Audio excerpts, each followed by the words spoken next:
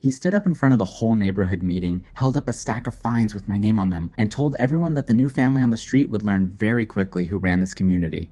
4 months later, it wasn't my fines that got thrown out. It was him, removed from his own board by a vote of the homeowners he had spent years pushing around, and every single penalty against me erased in one motion. People always ask me if I planned it from the day I moved in. I did.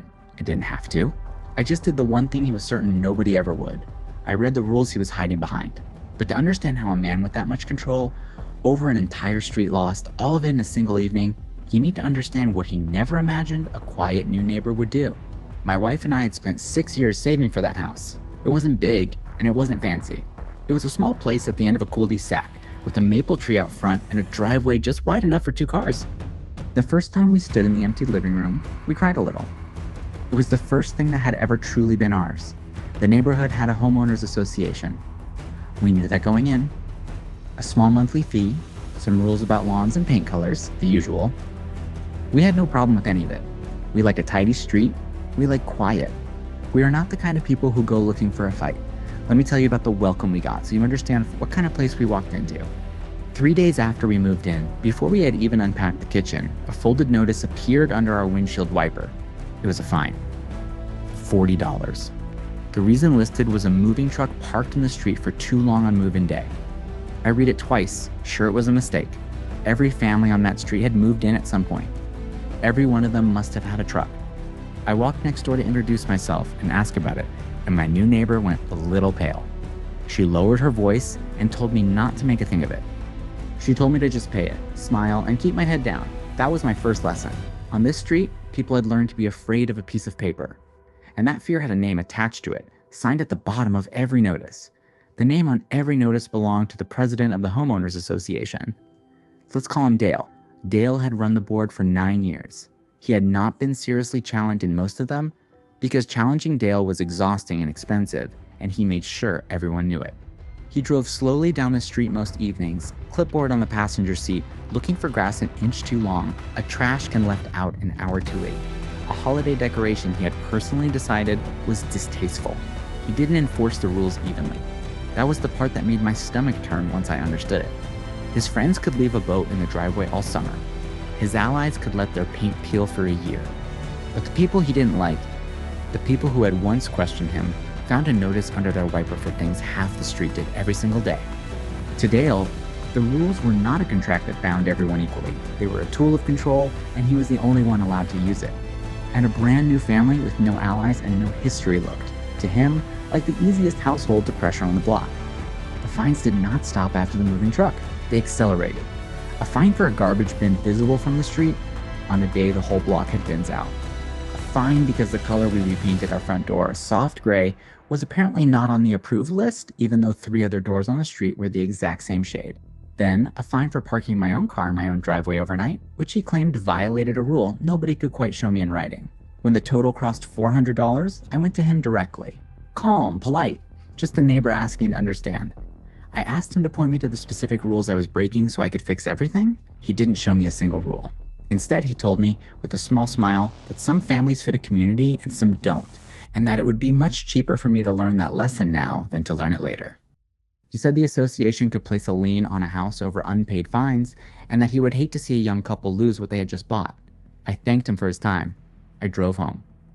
And that night, instead of arguing, I wrote one sentence in a notebook. I still have it. Here is what Dale never understood. He thought a lien was a threat. He had just told me exactly where to find the rulebook he had been bending for 9 years. Because a lien isn't magic. It follows a process.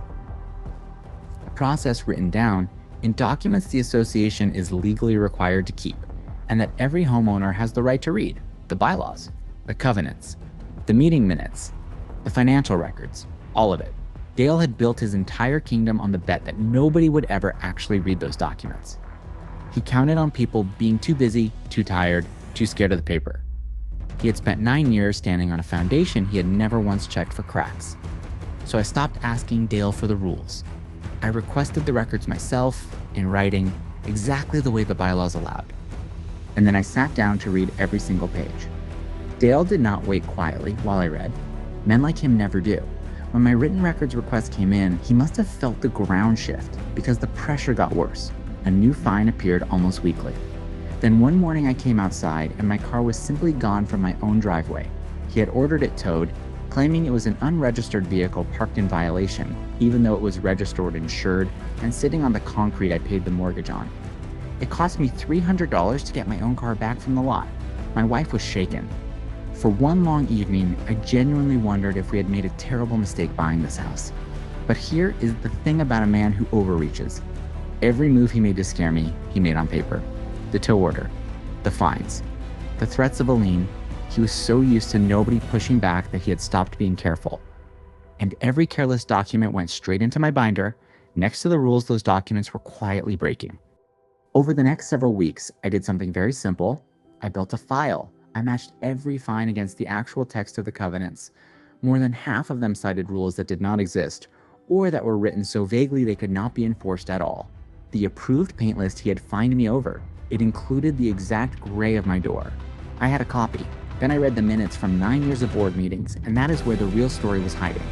The bylaws required that fines be approved by a vote of the full board in a recorded meeting.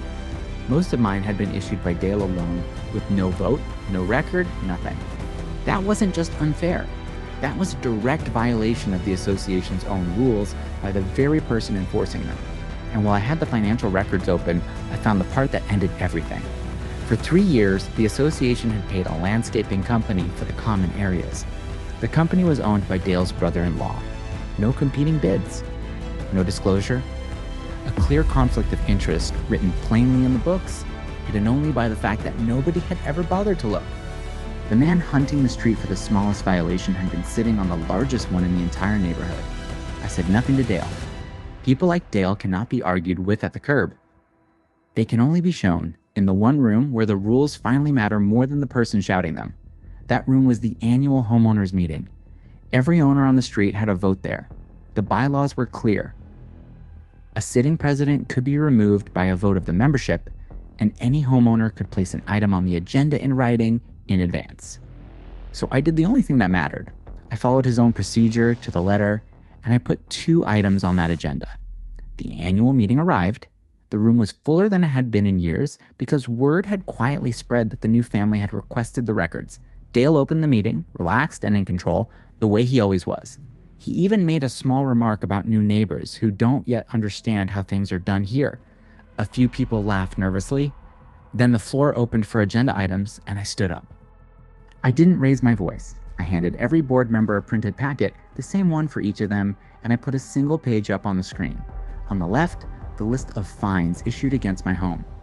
On the right, the section of the bylaws each one violated, and the simple fact that most had never been approved by a board vote, as the rules required. I read the relevant lines straight from the association's own governing documents. No opinions, no insults. Just the rules, beside the actions, letting the two sit side by side in the light. The room went very quiet. And then, one by one, other homeowners began to speak. Each one held up a fine of their own.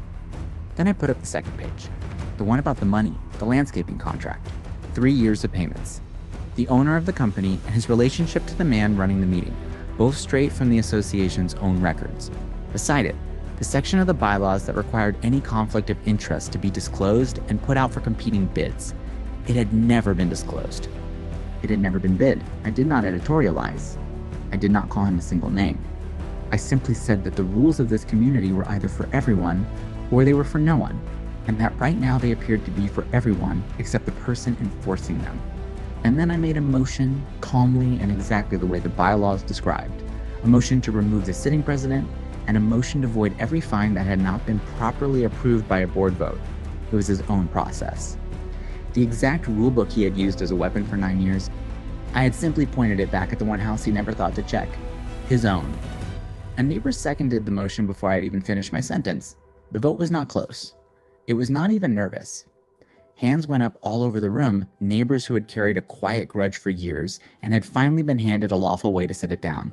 By the end of that single evening, the president who had towed my car and threatened my home was no longer on the board. Every improperly issued fine across the neighborhood, not just mine, was voided in one motion, and the membership voted to open the landscaping contract to real competing bids, the way it should have been from the start.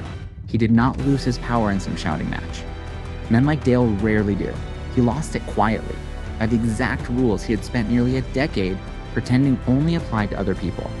He gathered his clipboard and he left the room, and for the first time in years, nobody was afraid of the paper in his hand. A few weeks later, the new board needed someone to help rewrite the fine procedures so this could never happen again. Someone who actually understood the bylaws line by line. So the request came to my door. I read it twice, and then I said yes. The neighbor who had once told me to keep my head down and just pay it stopped by with a pie that weekend. She didn't say much. She just smiled, and for the first time, she wasn't whispering. I never raised my voice. I never trespassed, never threatened anyone, never broke a single rule or told a single lie. All I did was refuse to let a man with a clipboard and a stack of paper convince me that the rules belonged to him instead of to all of us. Here is what Dale never learned and what cost him everything. A rulebook is not a weapon, it is a contract. And the moment you decide it binds your neighbors, but not you, you have written the exact terms of your own removal and signed them yourself. He thought a quiet new family would be the easiest target on the street. He discovered, far too late, that quiet and powerless have never been the same thing. So let me ask you, have you ever dealt with someone who handed out rules they had no intention of following themselves? Tell me about it in the comments. And if you believe Dale got exactly what he deserved, hit that subscribe button, because here at Karma Files, the bill always comes due. The next story is about a manager who tried to cancel a project, called it a waste of everyone's time, and then, once it succeeded, tried to stand up and take the credit for it. He had no idea who had been saving every email,